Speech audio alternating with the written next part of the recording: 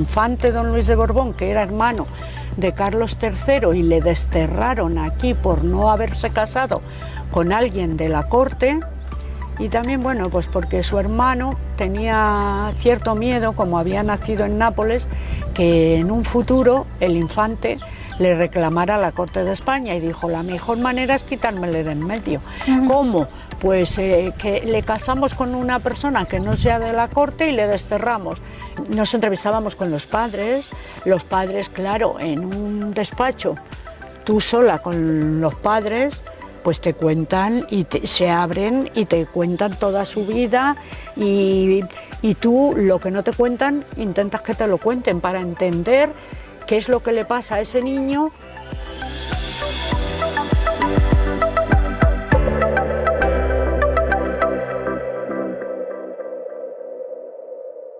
Bienvenidos en Convéncete, un podcast que cuenta historias de personas que han apostado por la vida en el medio rural. Hoy estamos en Arenas de San Pedro con Toni, una mujer enamorada de la educación y de este palacio.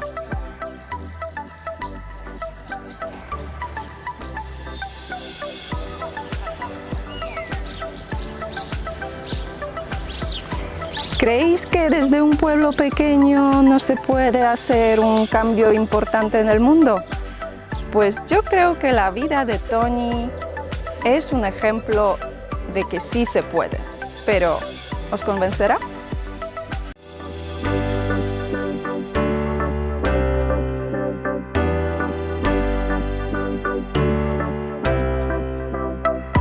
Bienvenida, Toni. Muchas gracias. Y ya todos conocemos a Claudia del episodio con Celia. Y detrás de la cámara, por supuesto, Toni, ¿quieres enseñar tu carita? Muy bien. Y para comenzar, como siempre, la infusión de la tierra campesina. ¿Qué nos has elegido y por qué? Pues mira, he elegido esta infusión, que además se llama Fluir, porque he visto que lleva en su composición ortiga. La ortiga es una planta que yo jamás había tomado, pero tengo una amiga en el Arenal que es muy amante de las ortigas. Yo creo que en general toda la gente del Arenal que ha estado en Francia ha utilizado ortigas en tortillas, en infusiones, y yo la he descubierto por ella. Y además he leído que es buena para las defensas, para el sistema inmunológico. Y como yo ya estoy un poco entradita en años, pues me viene bien reforzar el sistema inmunológico. Y luego lleva peral, que es de alguna forma conjuga lo que es una planta, que desconocida, con un árbol que es muy típico de Castilla, los perales, los manzanos, entonces por eso me he decantado por ella. Y en mi país se dice que la ortiga es también muy buena para el pelo y para las uñas. Sí, sí, y en los tiempos antiguos se echaban las chicas las ortigas o la infusión de ortiga en el cabello. ¿Pero clarifica las canas? Eso no lo sé. Simplemente creo que nutre... mejora el cuero cabelludo sí, y el pelo, estupendo, muy bien. Y estamos hoy en Arenas de San Pedro. Y dinos, ¿quién eres y qué haces aquí? Bueno, pues yo me llamo Antonia Rodríguez García, estoy aquí por invitación vuestra y tengo que decir que soy la presidenta de la Asociación de Amigos del Palacio, que además he tenido la suerte de, pensando que me pongo para estar un poquito guapa, porque uno ya tiene cierta edad, pues he pensado, voy a buscar una camiseta, y de manera accidental, yo creo que esto, el destino, ¿no? Pues he encontrado esta con el anagrama de Amigos del Palacio y he dicho, bueno, lo mejor para hacer una entrevista sobre la Asociación de Amigos del Palacio, qué mejor que llevar la camiseta con el logo de la asociación.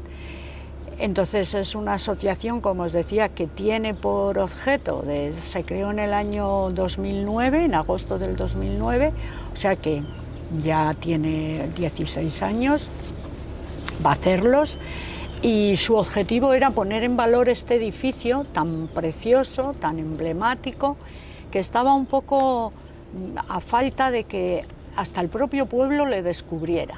La gente hablaba de él como el seminario, porque esto en un momento acogió el seminario para la formación de curas, y entonces toda la gente hablaba de él como el seminario.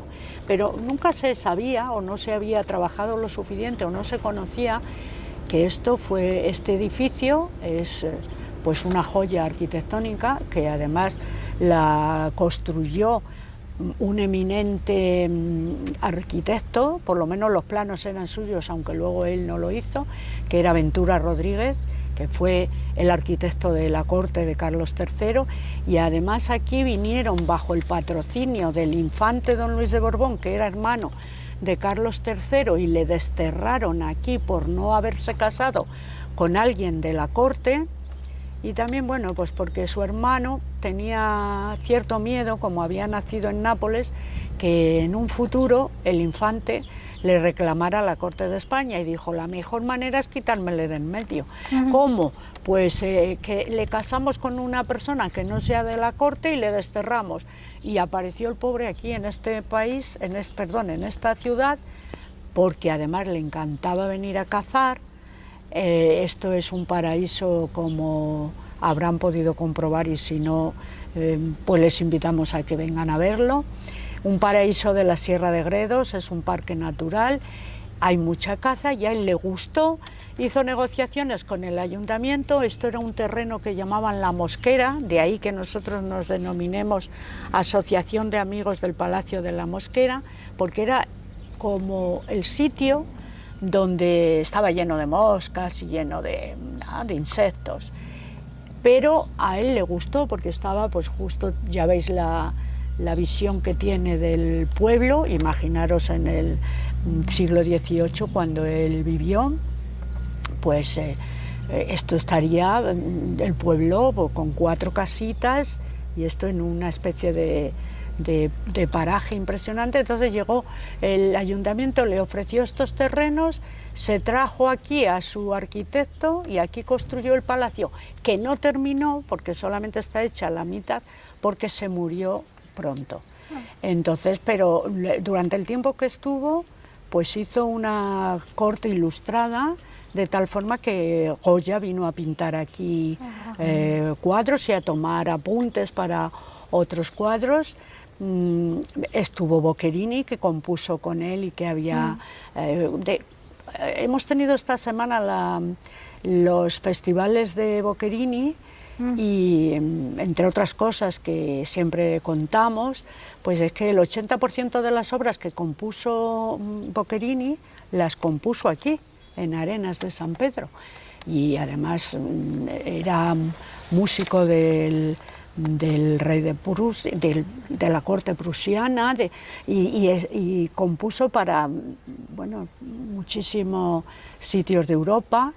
Entonces, claro, pensar que en un pueblo como Arenas, ¿qué pensarían los arenenses cuando en aquella época aquí vivían esta gente tan ilustrada, tan, yo qué sé, venida de Madrid, así como caída del cielo? Pues debió de ser un revulsivo para la época. Pero el palacio estaba, como digo, un poco, bueno, no voy a decir abandonado, también en cierto modo, en algunos aspectos abandonado. Hasta la gente del pueblo no tenía sentido de identidad con este palacio. Entonces nosotros pensamos que un grupo de, bueno, como siempre que se hace un proyecto, pues empiezan un grupo de personas y luego se va uniendo más gente. Entonces consideramos que una forma de ponerle en valor era crear una asociación, porque en un pueblo es lo que puede funcionar, ¿no? Entonces, de ahí esto. No sé si me he extendido demasiado o no, pero bueno, habría que situar un poquito el contexto, ¿no? Exacto. Muy interesante. Exacto. Además, como dices, no todos, incluso en Arenas de San Pedro, conocen la historia del palacio, que la verdad es que me sorprendió bastante cuando yo llegué aquí.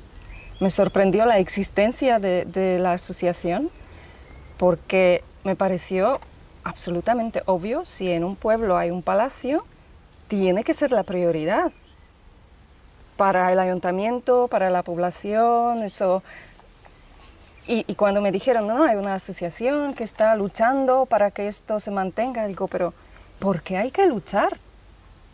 Bueno, ¿Por qué hay que luchar? Pues hay que luchar porque en esta vida lo que no se cuesta un poquito de sacrificio, pues no se le da importancia, no tiene valor. Esto de verdad que estaba medio abandonado, ¿no? Yo creo que ni siquiera, ya te lo he dicho antes, ni siquiera la gente por aquí que vivía en los alrededores, pues sí, era como suyo, por aquí paseaban, cruzaban de esa parte de arriba hacia la parte de abajo, venían aquí a tomar el sol, tal, pero no se tenía conciencia de que esto era un edificio único, ¿no? Y además con esta importancia. Entonces, bueno, pues poco a poco esa era nuestra labor, concienciarlo, darlo a conocer y además de alguna forma hacer actividades en estos campos, en el campo de las... no he tocado el campo de las ciencias porque el Infante también tuvo aquí un gabinete de ciencias naturales, porque él era coleccionista. Entonces, y coleccionaba pues animales de los más exóticos y más raros que... Además, plantas, tuvo aquí un jardín de tulipanes traídos de Holanda, tuvo una cebras, tuvo pavos reales, o sea que es que debió de tener un gabinete, se habla del gabinete de ciencias del Infante. Entonces, ese era nuestro objetivo, hacer actividades que pusieran en valor no solamente el edificio arquitectónicamente, que todos los arquitectos que vienen a verle se quedan entusiasmados porque la propia construcción que tiene es única. Bueno, es única, está el Palacio de Boadilla, que también era del Infante, que son los dos palacios que tuvo. Pero, claro, nadie sabía que aquí había venido Goya y que aquí había tomado los apuntes o pintado el famoso retrato que está en la Fundación Magnani Rocca de Italia, le había pintado aquí la familia del Infante. Entonces nadie sabía que Boccherini había estado tocando en estas salas y componiendo el Stabat Mater, la música nocturna de Madrid, el minueto, entonces eso había que darlo a conocer, ¿no? Y la propia historia, que la gente, hombre, yo no creo que, porque es complejo, pero la gente ya le va sonando y va entendiendo y ya lo toma como su palacio, que eso es muy importante. Y dices que la arquitectura es única. ¿Qué hay de único en este palacio? Pues es que, mira, yo no soy arquitecta, yo soy de profesión psicopedagoga. Llegaremos a ello. Pero, exacto, que es en lo que he trabajado, de docente. Pero los arquitectos que han venido dicen que esto está basado en la proporción áurea. Los entendidos saben lo que es eso. Y es que, bueno, pues son todo como... la construcción está hecha a base de cuadrados simétricos, que de tal forma que desde una sala, como todos tienen esa forma cuadrangular, pues tú ves el fondo y ves todo. Yo no lo sé explicar mejor porque no soy experta de arquitectura, pero la proporción áurea, el que quiera investigarlo ya lo sabe. Y luego, pues eso, la forma de construir, los ventanales con la piedra, supongo que de por aquí de la zona, el pórtico neoclásico, que pues es que es una joya. Y en todos estos años, ¿qué conseguisteis como asociación? Bueno, pues mira, la verdad que no me he traído así como una relación, voy a intentar... Lo más importante yo creo que lo más importante que hemos conseguido es que la gente hable del palacio, conozca el palacio y que...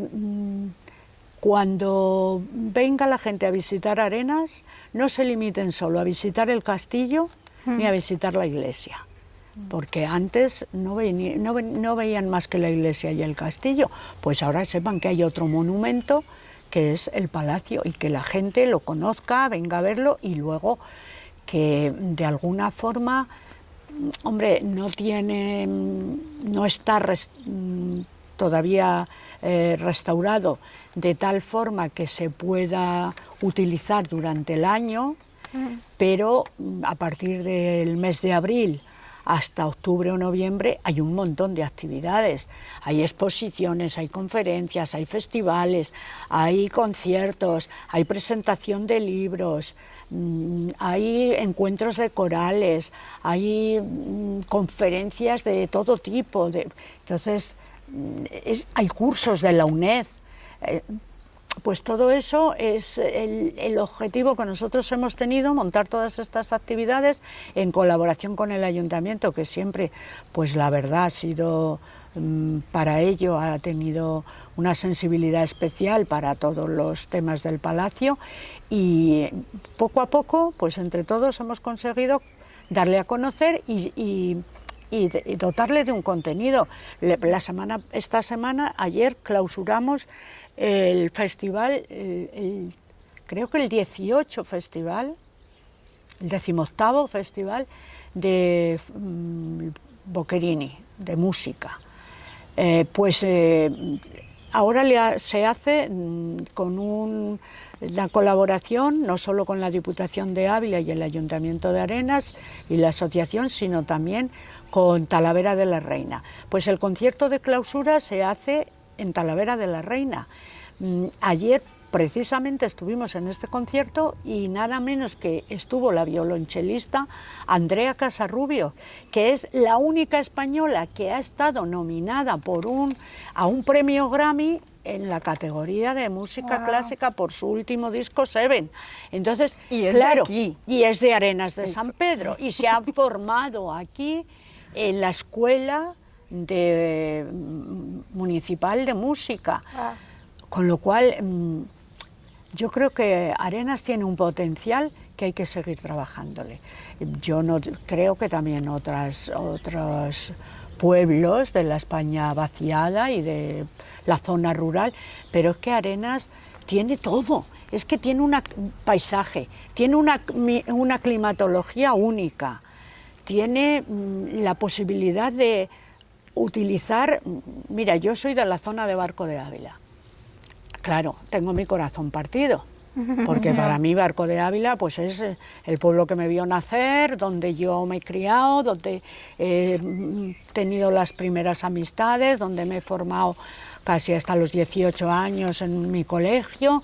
Entonces, Barco tiene, pero es la sierra, la parte norte, tiene, claro, la otra parte de la Sierra de Gredos, pero del norte a sur, ya solo la climatología te facilita que la mitad de las cosas que no se pueden hacer allí, porque por el frío, pues se puedan hacer aquí, que tiene un clima único y una... De paisaje no voy a decir, porque si bonito es el norte, bonito es el sur, pero desde luego la climatología te lo facilita. Aquí ahora en la semana que viene se va a hacer un hermanamiento con Boadilla del Monte. El año pasado, en verano, se hizo aquí una obra sobre el infante. Hacerlo aquí en estos jardines, en una noche estrellada, a la luz de la luna, eso no tiene precio. Eso no tiene precio. No.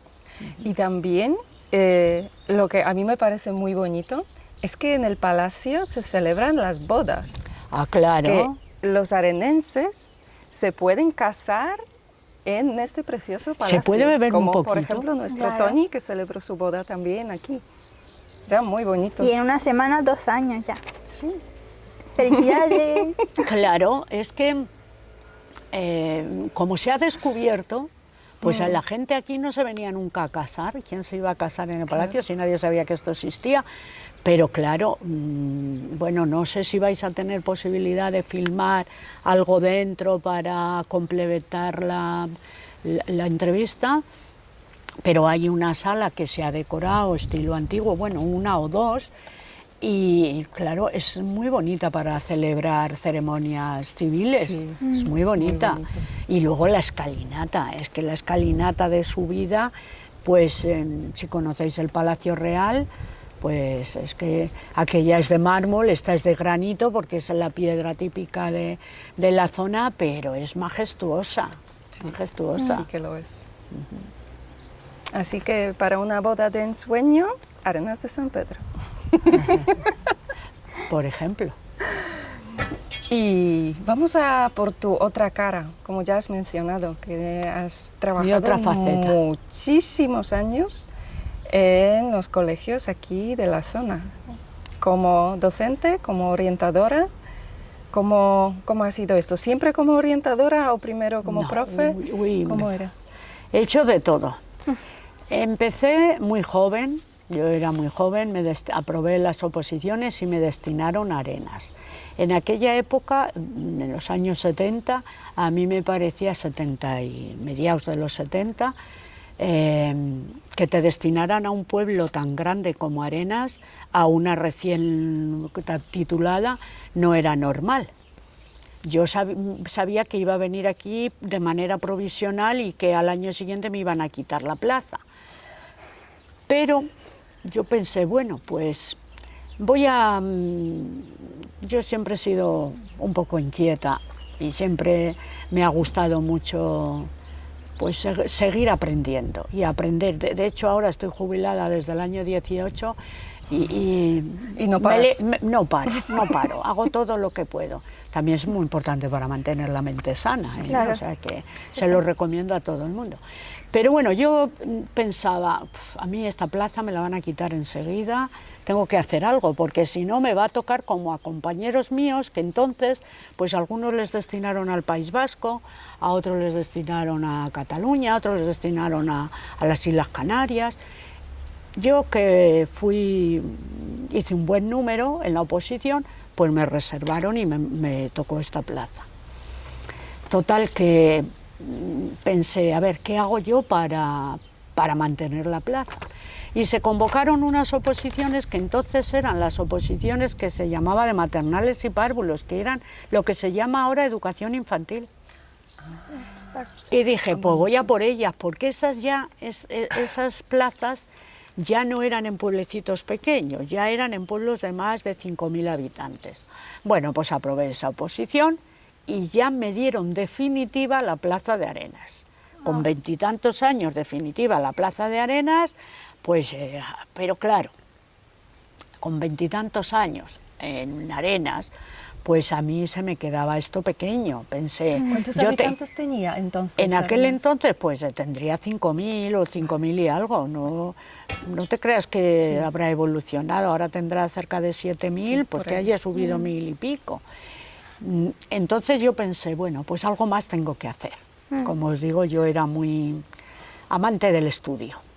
Entonces se creó la Universidad de Educación a Distancia y me matriculé en ella. Tengo el expediente 1200, imaginaros, es que lo tengo grabado, tengo mi carnet y lo tengo grabado porque fue de las 1.200 primeras personas que se matricularon en la UNED, una de ellas era yo.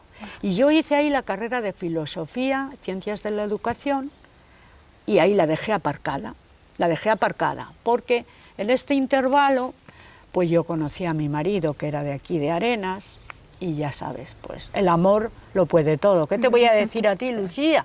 No, ¿verdad? Nada. El amor lo puede todo.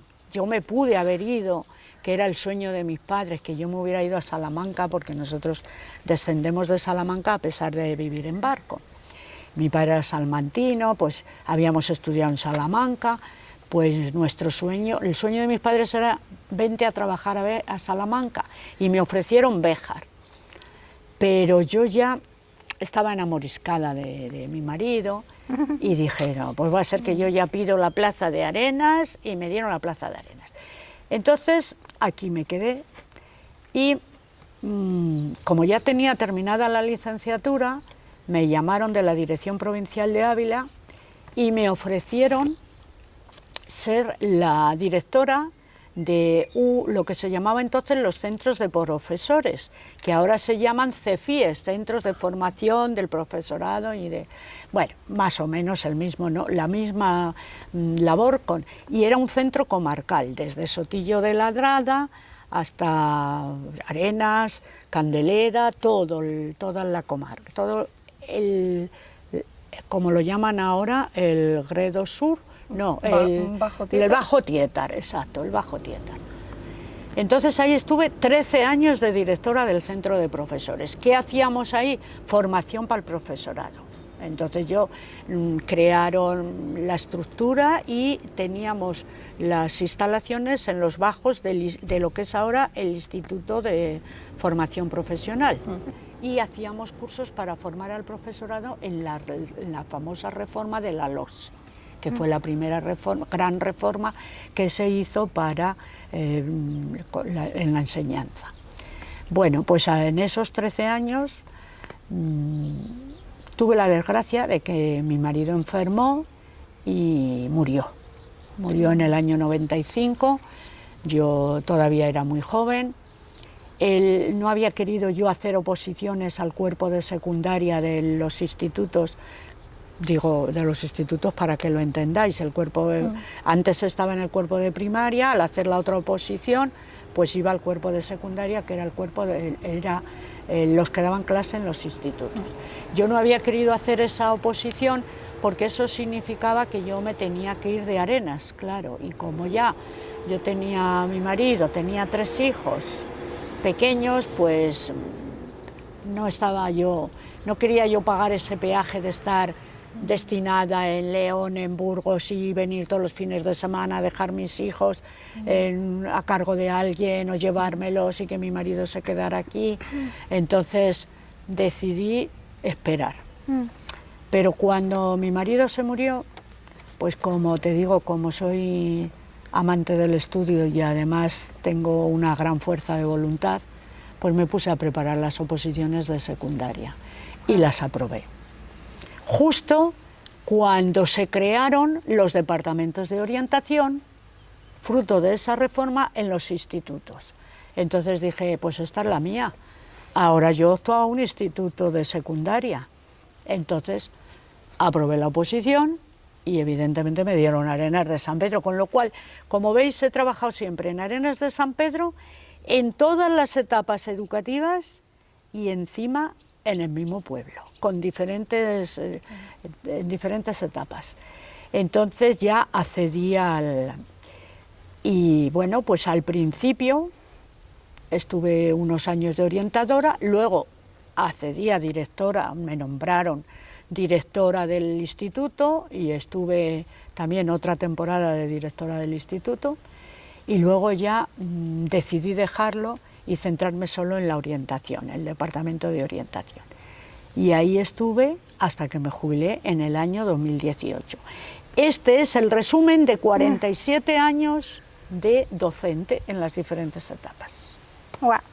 Pues a mí me interesa más la parte como más del corazón, más emocional y siempre me interesa saber qué te inspiró a convertirte en orientadora escolar. ¿Cómo elegiste la carrera? ¿Qué te hizo así?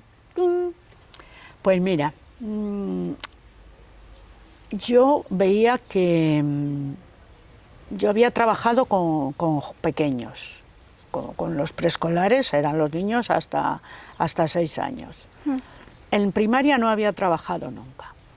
Luego, de directora en los colegios, hacíamos visitas por los colegios y veíamos, pues yo hice Filosofía y Ciencias de la Educación y la verdad, ni pensaba por lo más remoto, que eso luego lo convalidaron y la especialidad era psicopedagogía.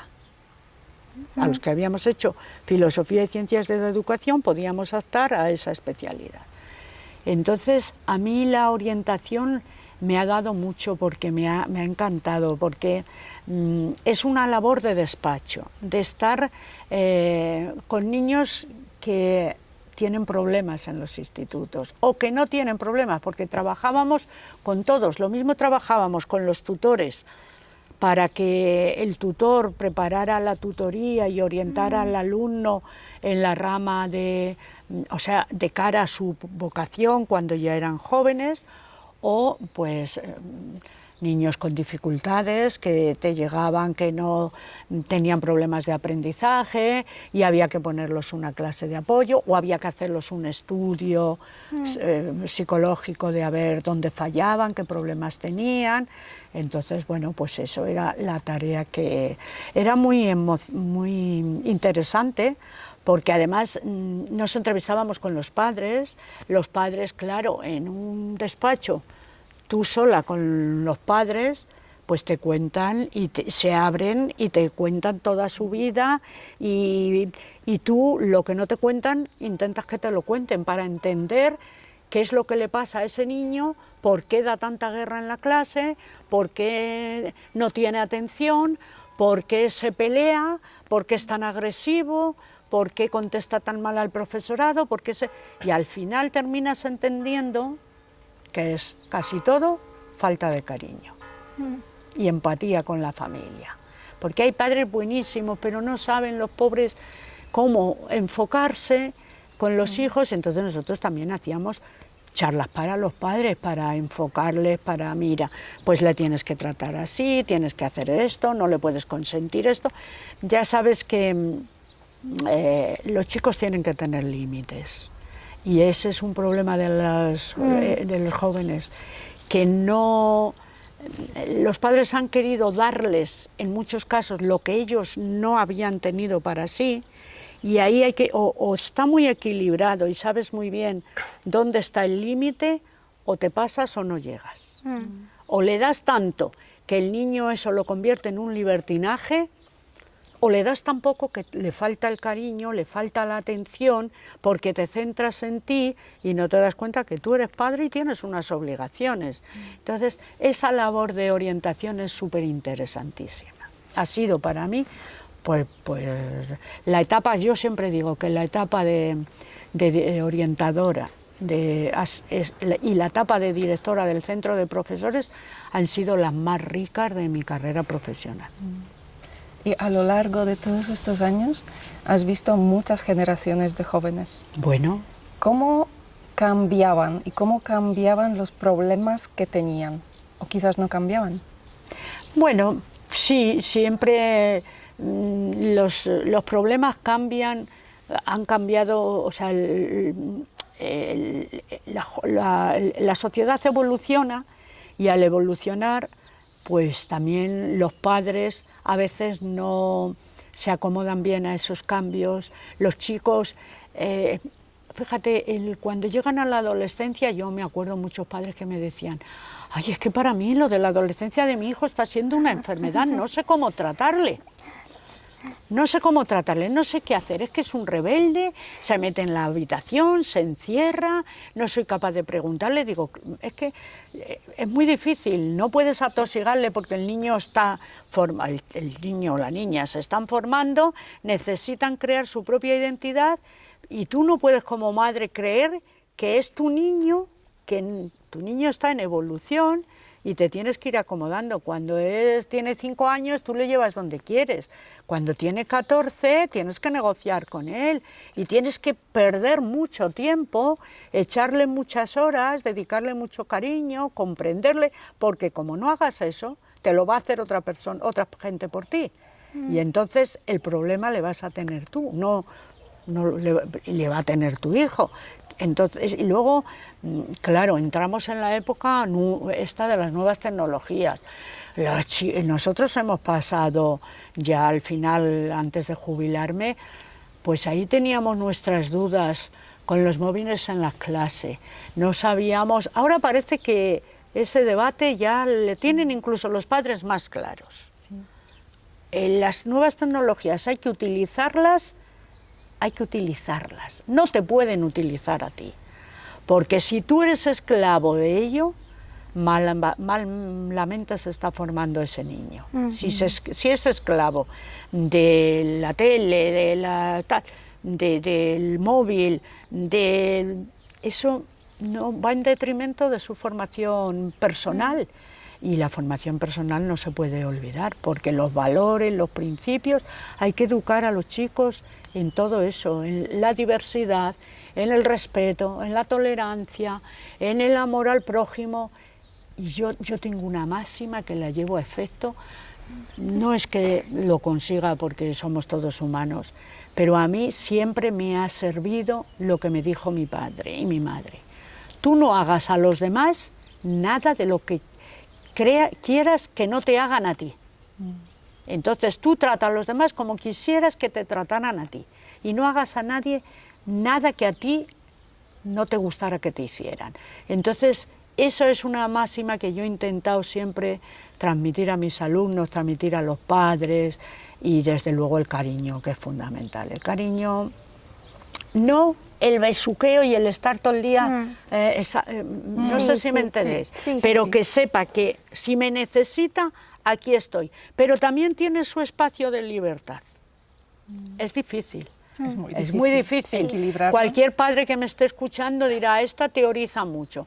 Bueno, pues sí, teorizo, porque la teoría es la base luego de la acción, pero hay que intentar ponerlo en práctica. Pero si tú lo pones, si tú a un niño pequeño que se enfada todos los días porque no le compras un chupachú y un caramelo, le dices, mira, hoy te lo voy a comprar, pero mañana te lo tienes que ganar.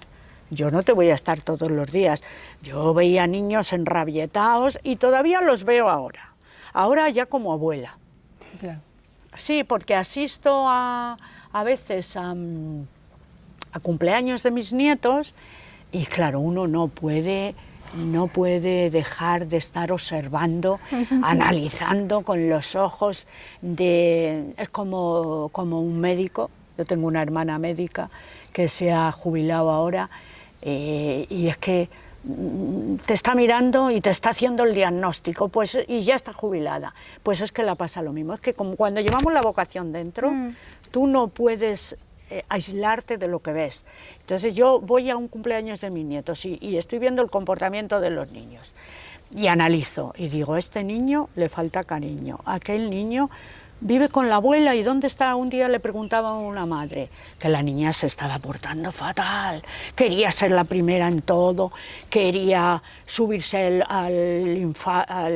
tenían un castillo hinchable y ella quería ser la protagonista y dije, uy, y la pregunto a la abuela, ¿y dónde está su mamá? ¿Y cómo es que la tienes tú? Y me dice, es que su mamá está trabajando, pues no sé, a lo mejor en Madrid o en el País Vasco, en Cataluña, en Extremadura, donde fuera. O sea, que la niña estaba viviendo con la abuela.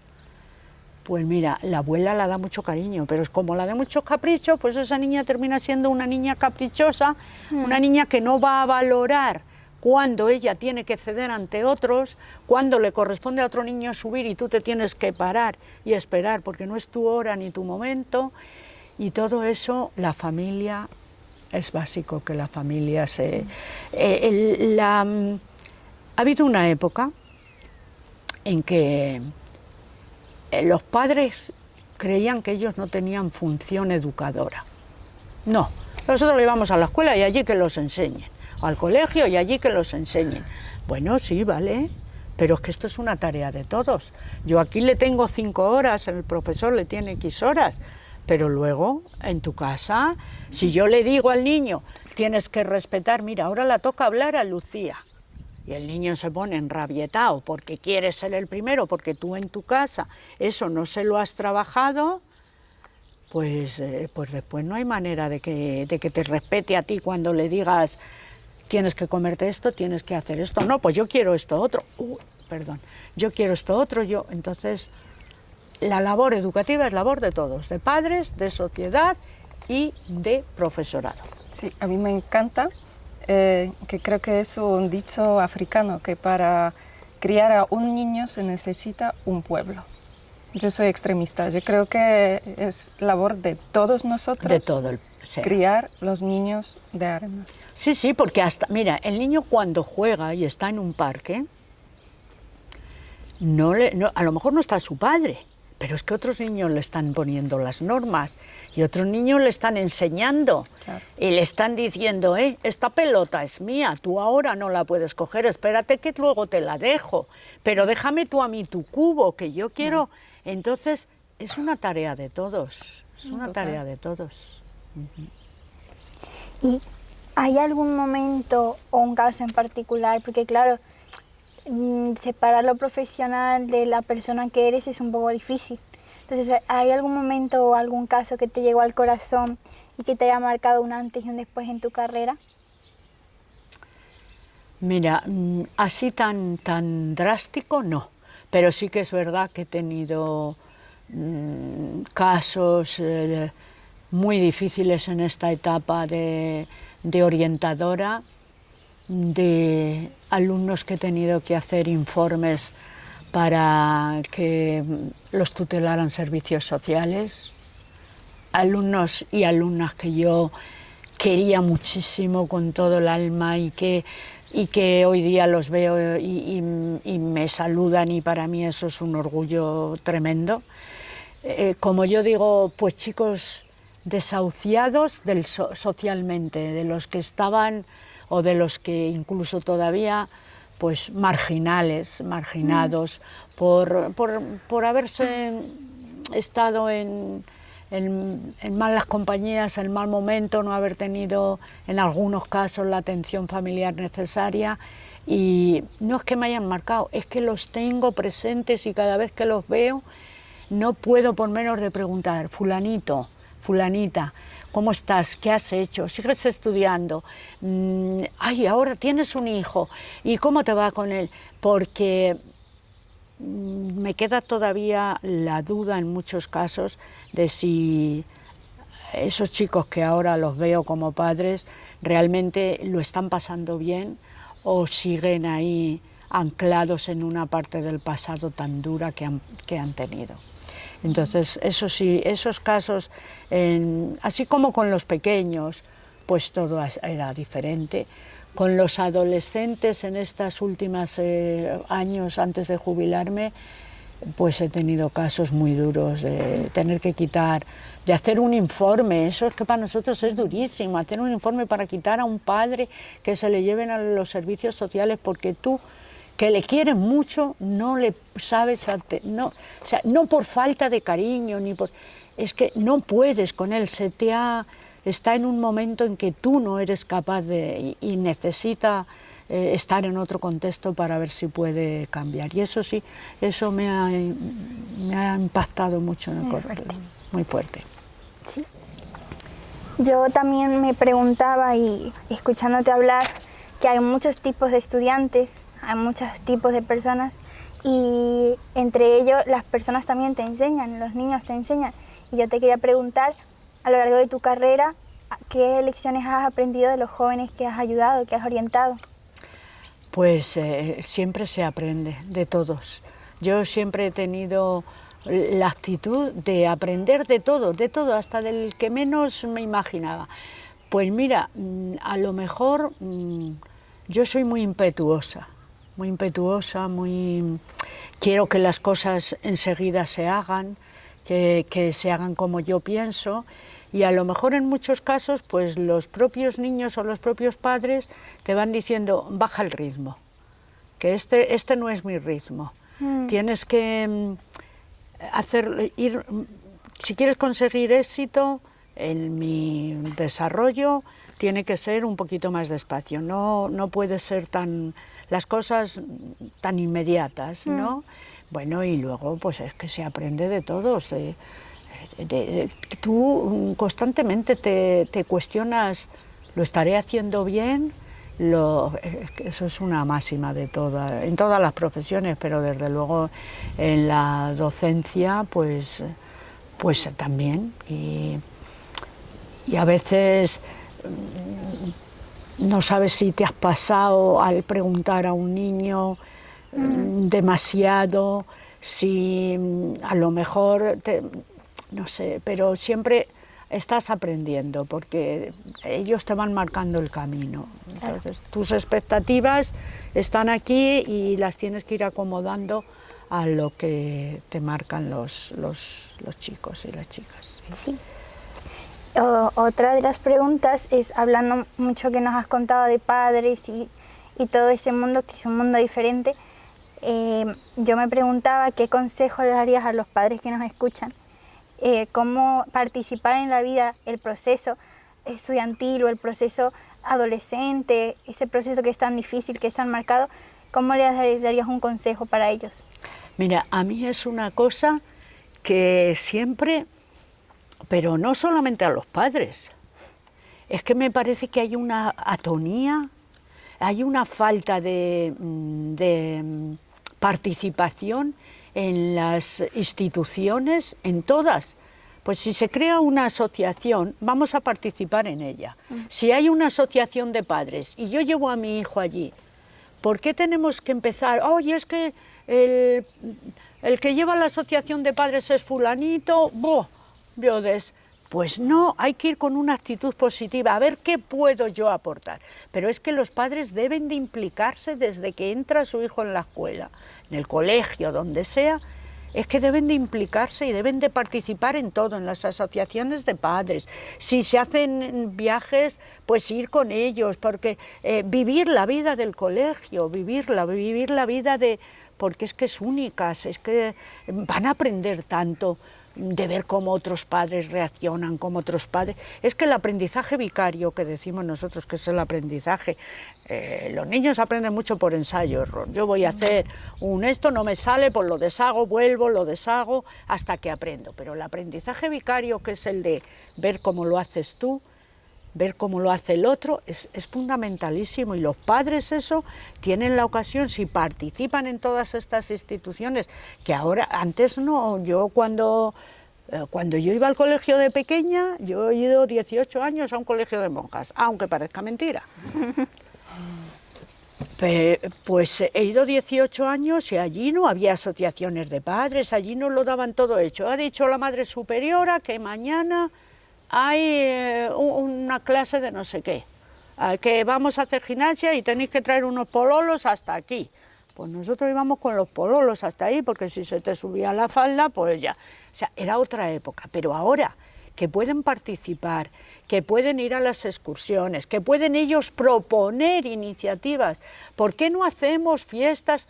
Vosotros, no sé, pero seguramente que tú conoces, no sé cómo en tu país cómo estará, pero cómo será, pero hay un montón de colegios, los más vanguardistas, siempre son aquellos en los que los padres se implican, sí, no solamente en la enseñanza, oye, a ver qué aprende mi hijo, oye, a ver qué, sino también, no en los contenidos, porque los contenidos es lo de menos. Si tú ahora tocas una tecla, es verdad que a mí también me gusta trabajar la memoria, la memoria es fundamental, es muy buena, pero no la única, es más importante. Mira, esto lo voy a unir con otra cosa, otra reflexión que estoy haciendo ahora recientemente. Es más importante ser flexible ante los postulados de otros, entender, empatizar con el que tienes de enfrente, entender por qué puede hacer ese comportamiento, porque ya te estoy hablando de adultos, fíjate con niños. Entonces es tan importante eso. Y es muy importante el contenido, pero es que es más importante la comprensión, el razonamiento, la relación de ideas, la reflexión, la meditación, no sé, el espíritu científico, el no dar nada por hecho ni por sabido. Es decir, el generar una hipótesis, ponerla como esto me va a plantear más dudas. Yo creo que ya lo dijo Platón, las personas que más dudan son las que más saben y las que más consiguen, porque es lo único que te ilumina, dices, parece que he conseguido, no, pero ¿y esto? Ese es el espíritu científico, la duda constante, la búsqueda de más, siempre un poquito más allá, a ver, sí, pero, y si hubiera hecho esto, sí, pero, o sea, ese espíritu de búsqueda constante me parece que es el que tiene que, ya no solo en los padres y en la enseñanza, yo creo que en toda la vida profesional. de cualquiera. Definitivamente.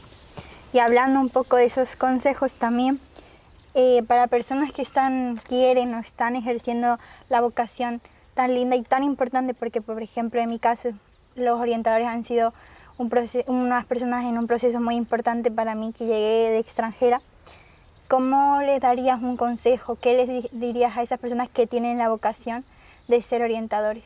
Que escuchen lo que tienen enfrente. Porque a veces, te lo he dicho antes, que empezamos y no escuchamos. Y a lo mejor el que tienes delante, el niño o la niña que tienes, tú le estás dando unas cosas y resulta que él lo que demanda y lo que necesita es otra. Escúchale, déjale hablar. La escucha es muy importante. El escuchar al otro en todo, como amigos, como profesionales, como compañeros, como pareja, la escucha. Y el ponerte en el lugar del otro. Importantísimo. Y si tuvieras una barrita mágica y pudieras cambiar una cosa de forma inmediata en esta comunidad de Arenas de San Pedro, ¿qué cambiarías? Oye, espérate, que es que eso no lo he pensado y es una pregunta muy profunda. ¿Qué cambiaría? Yo creo que me gustaría la autenticidad, que en estos pueblos, y lo siento y perdonad lo que voy a decir, pero es que lo he analizado muchas veces, se vive muchas veces de cara a la galería y al qué dirán. No hago esto porque mira, es que mis vecinos, este se ha comprado un Mercedes, pues yo le tengo que superar. A mí no me importa nada de nadie, ni que tengan más, ni que sean más ricos, ni que tengan una super casa, ni 3 chalés. A mí me importa ser yo misma y ser coherente, mis acciones con mis pensamientos. No lo consigo, porque siempre tengo fallos, pero esa es mi máxima, la coherencia, la autenticidad. Intentar que tus ideas sean lo que primen, no las ideas de los demás, el por qué dirán, es que responder es que claro, como soy así, tengo que portarme. No, yo hago lo que quiero, cuando quiero y como quiero. Le guste a quien le guste, y si cometo un error, yo soy la primera que me tengo que dar cuenta que he cometido un error y que tengo que rectificar. Me encanta. Me encanta. Me encanta, también. me encanta. Me apunto a este cambio. Ya lo tenemos. ¿Y cómo crees que va a ser Arenas de San Pedro dentro de 10 años? Ay, a mí me gustaría verlo, que yo tengo 70 y bueno, no sé cómo estará a los 80, yo pido al destino que pueda ver a mis nietas crecer y acabar las carreras, pero quién sabe, por lo mismo pues terminamos en cualquier momento porque la vida es finita. Pero me gustaría que fuera un pueblo abierto, un pueblo tolerante, un pueblo que aceptara a todo el mundo, emigrantes, no emigrantes, guapos, feos, ricos, pobres, no sé, porque es que esa es la máxima que yo he tenido en mi vida, atender a todos, aceptar a todos, nunca mirarles ni el carné, ni la ideología, ni el bolsillo. Muy bien. Muy profundo, muy sencillo, pero muy profundo. Yo así he vivido, así quiero seguir viviendo y así he formado a mis hijos, espero que algo les haya quedado. Y vamos poquito a poco terminando, ya sabes que en este podcast hablamos del medio rural y me gustaría preguntarte, ¿qué te aporta a ti vivir en el medio rural? Libertad. Tranquilidad, sosiego. Soy muy cosmopolita, me gustan mucho las ciudades y me gusta mucho viajar, pero me gusta mucho conocer el mundo, me gusta conocer porque se aprende mucho. Se aprende mucho viendo a otros, viendo otras culturas. Recientemente he estado en Bruselas, en Ámsterdam, en los Países Bajos y se aprende mucho, siempre se aprende algo. Pero el medio rural, es que vivir en este entorno, es que hay que dar gracias por vivir en este entorno. Es un privilegio el medio rural, porque las ciudades despersonalizan. Y aquí puedes ser tú mismo. Yo puedo salir de mi casa en bata a tirar la basura y me importa tres pitos que me vea el vecino. Me da igual, y el vecino no va a decir, mira la Toñi que ha salido a tirar la basura con bata. Tú en Madrid eso no lo puedes hacer, pero es que puedo salir con unas chanclas y tú en las grandes ciudades estás encorsetado. Bueno, aparte del entorno, que es un privilegio. Claro. Pero luego la tranquilidad, la serenidad, tú quedas con alguien y a los 5 minutos ya te has encontrado. En una capital quedas con alguien y has estropeado toda. Claro, las capitales tienen otras ventajas.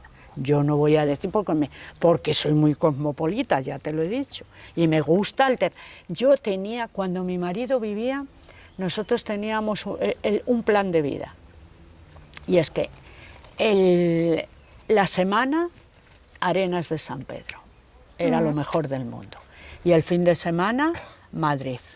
Madrid porque era lo que más teníamos más cerca, y si no era Madrid, era Cáceres, era otro sitio, porque allí ya vas específicamente a decir, voy a este concierto, voy a ver esta exposición, voy a ver esta obra de teatro.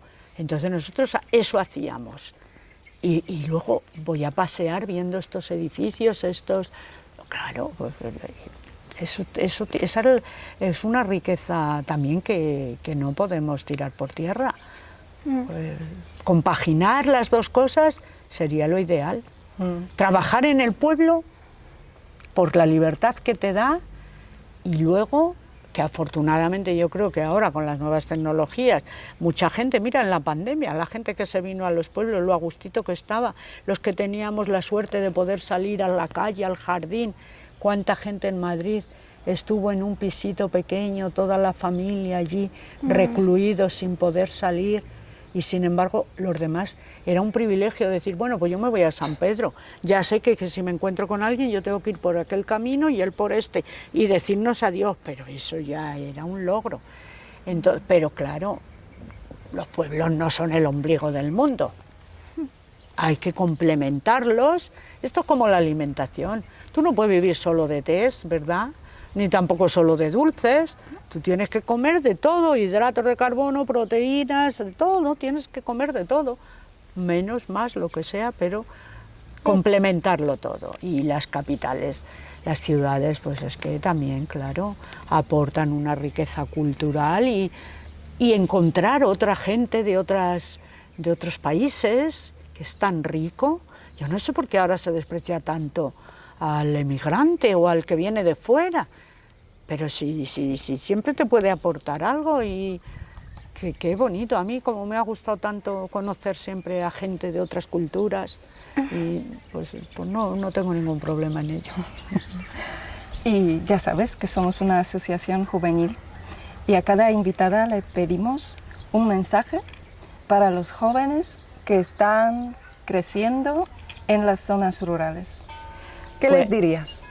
Pues mira, yo para los jóvenes que están en las zonas rurales, me gustaría que disfrutaran de la zona rural, pero no, como he dicho antes, simplemente limitándose a estar con el móvil, a estar yendo a la discoteca, a estar en las fiestas, a beber, a fumar, a tomar, etcétera, etcétera. No, que se implicaran también un poco en causas sociales, que la sociedad que viene es una sociedad difícil y el mundo va a ser de ellos, que nosotros nos vamos a ir y como ellos no se impliquen, esto se va al garete, La gente, a mí me gustaría que los jóvenes fueran por la calle. Mira, yo recientemente he tenido una experiencia un poco fea. Yo vivo en una casa única, o sea, única quiero decir, sola, que tiene unas escaleritas, entonces, y tiene un porche. Entonces muchos jóvenes, cuando llueve, se van allí. A mí mis vecinos me dicen, yo que tú los echaba, yo que tú los cogía y los tiraba a un jarro de agua que se fueran, yo que tú llamaba a la policía. Digo, pero si es que estos han sido alumnos míos, ¿cómo los voy a hacer yo esas cosas? Yo salgo y les digo, mira, ya sabéis que está en mi casa. A mí no me importa que estéis aquí, pero por favor, no me estropeéis las plantas y cuidármelas. Sí, sí, sí. Bueno, algunos de ellos, pues como me conocen, empatizo con ellos. No te preocupes, Toñi, que luego que estamos comiendo pipas, pero luego las tiramos. Bueno, luego veo que al día siguiente están allí las pipas y están allí las colillas. Pero recientemente, era lo que os iba a decir, salgo y hay una chica comiendo pipas y tirando las cáscaras al suelo. Una joven, identificada, nombre, apellido, no voy a... Y le digo, hombre, ¿por qué no coges en la bolsita y echas las cáscaras? Primero porque esto lo vamos a tener que barrer nosotros. Y me dice, anda, que vengan los barrenderos y lo barran, que para eso los pagamos. Eso a mí me llega al alma. Que un joven de ahora te diga que vengan los barrenderos, que para eso los pagamos, y no tenga esa conciencia colectiva de decir, es que esto es mío, yo no tengo por qué ensuciarlo, porque ya no es la puerta de Toñi, ni es la puerta del otro vecino, ni es la calle.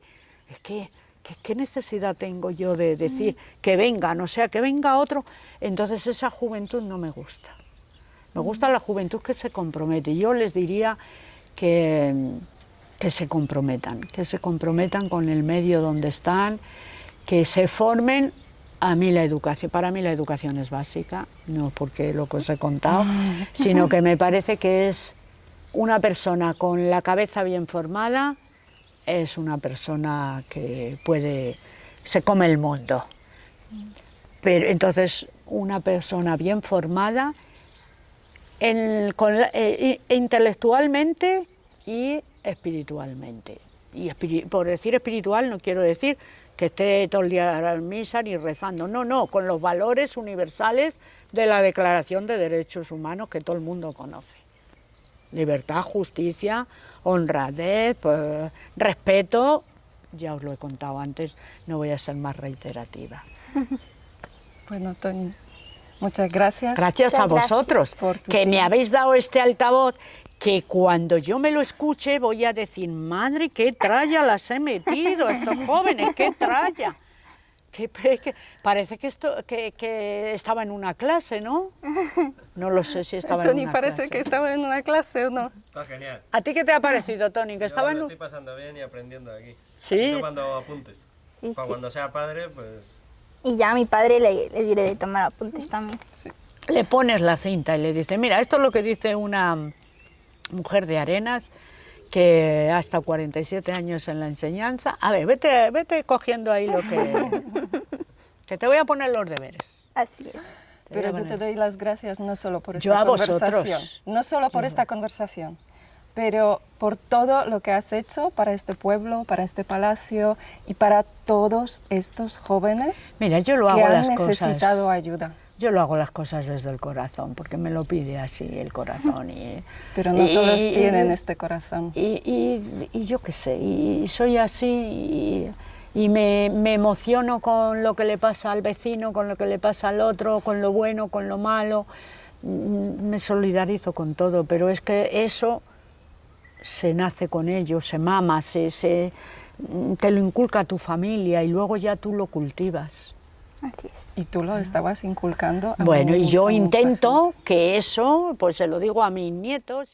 Bueno, tras esta conversación tan interesante, yo no me puedo levantar de aquí sin dar las gracias a la Asociación Jóvenes Solidarios. Me parece que están haciendo una labor en este pueblo inconmensurable, y especialmente Monia, que ha trabajado conmigo en el instituto, en talleres, en conferencias, y sé el trabajo y el esfuerzo que ha echado todos estos años. Gracias, va por vosotros. Y ahora ya más personal de mí, yo te doy las gracias por ser un buen ejemplo. Por ser un ejemplo de una persona que en un medio rural no solo marca un cambio y hace un impacto enorme, pero que se realiza y se siente cumplida. Y esto quiero que suene y que la gente allí lo escuche. ¿Os convence?